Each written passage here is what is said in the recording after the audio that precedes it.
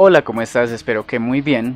En este video vamos a ver la relación fasorial que existe en los elementos del circuito eléctrico en este curso de análisis de circuitos eléctricos en corriente alterna.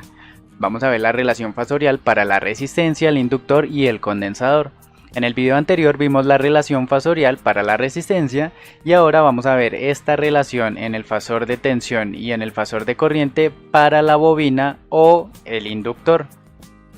Bien, hay que tener clara la expresión de tensión y corriente en el dominio del tiempo para la bobina, puesto que de aquí en adelante vamos a tener que utilizar esas ecuaciones para expresar esta relación fasorial. La tensión en el dominio del tiempo es igual al inductor, que es la constante, por la derivada de la corriente respecto al tiempo. Clara, tenemos que tener la teoría también de cálculo diferencial para poder derivar esta función respecto al tiempo.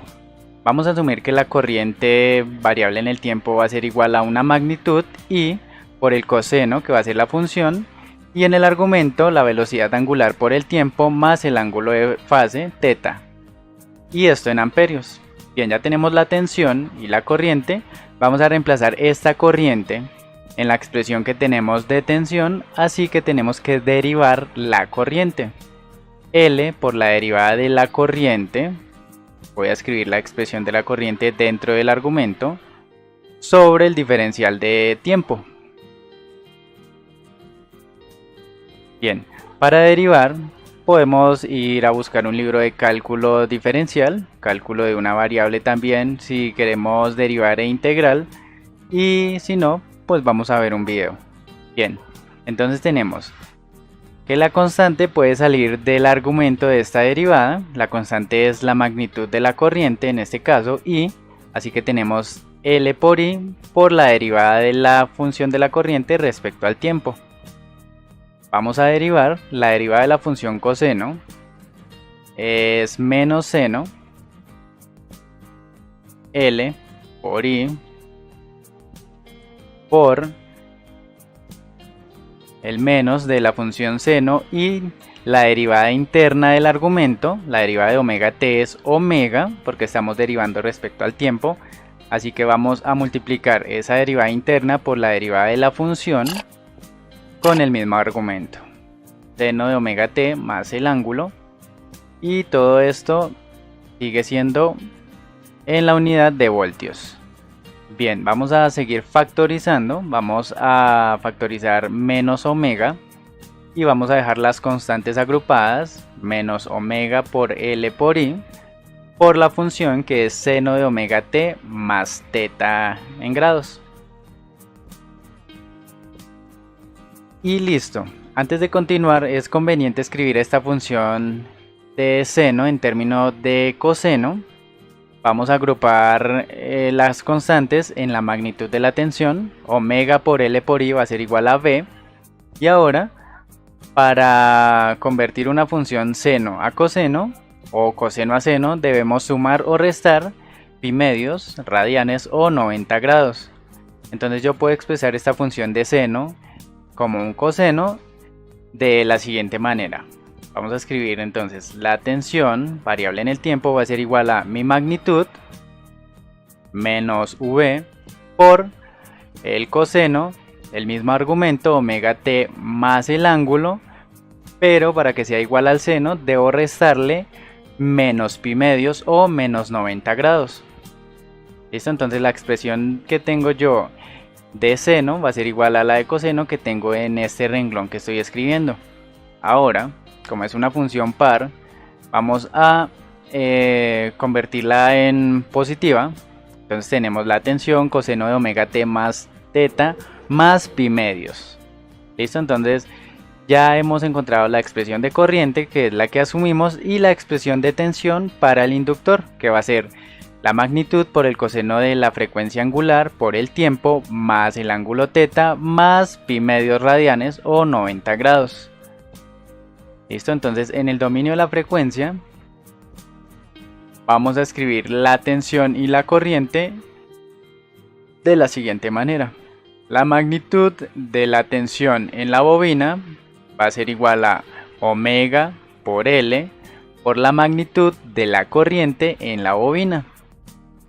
Esto en voltios. Ya hemos pasado del dominio del tiempo al dominio de la frecuencia.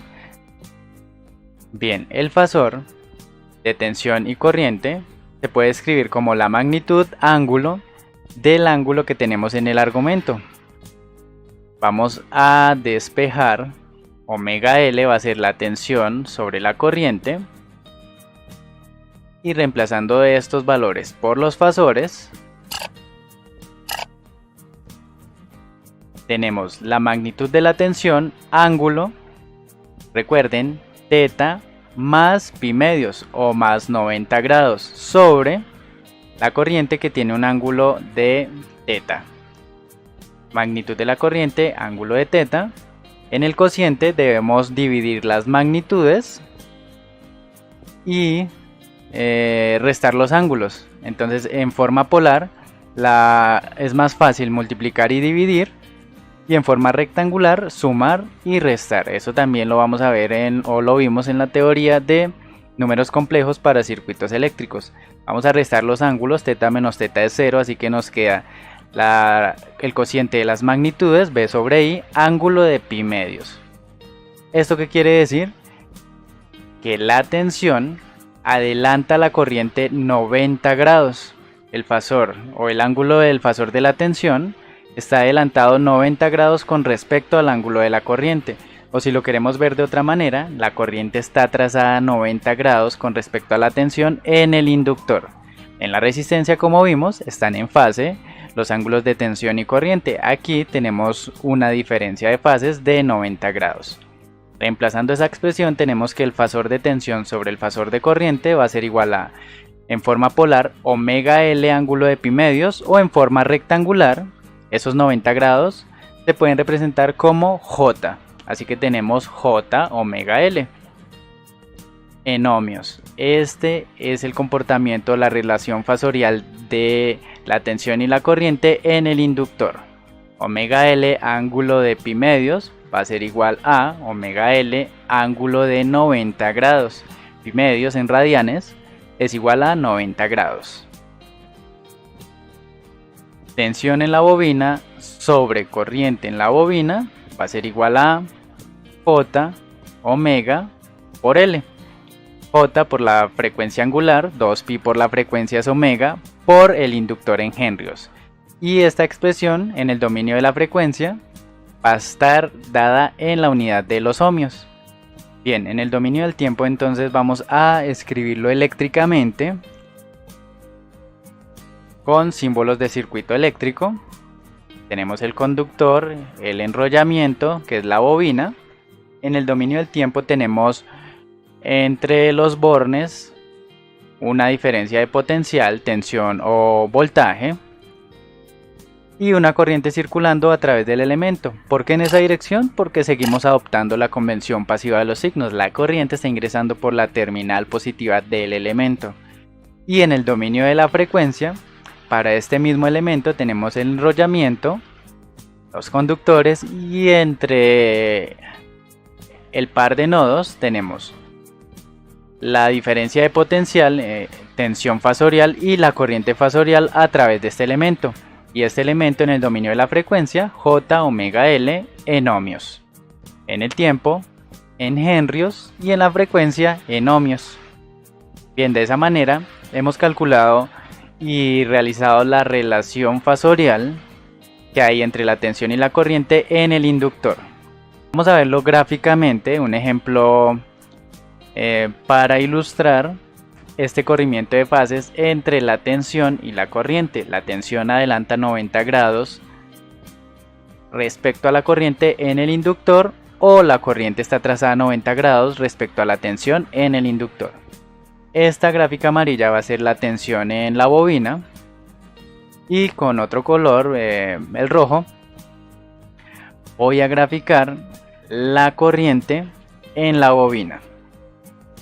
Si tuviéramos este oscilograma, podemos darnos cuenta a escala que la tensión está adelantada 90 grados, o sea, el ángulo de fase que hay entre las dos señales es 90 grados o pi medios. acá en este pedacito. Siempre va a tener ese comportamiento la corriente y la tensión en la bobina. La corriente en la bobina está trazada a 90 grados. Listo, entonces esta ha sido la teoría de la relación fasorial para el elemento del circuito eléctrico que es la bobina. Muchas gracias por ver este video y nos vemos en los siguientes videos de esta serie de análisis de circuitos eléctricos en corriente alterna. Ya vimos la resistencia, el inductor y vamos a continuar con el condensador. Muchas gracias de nuevo por ver y nos vemos.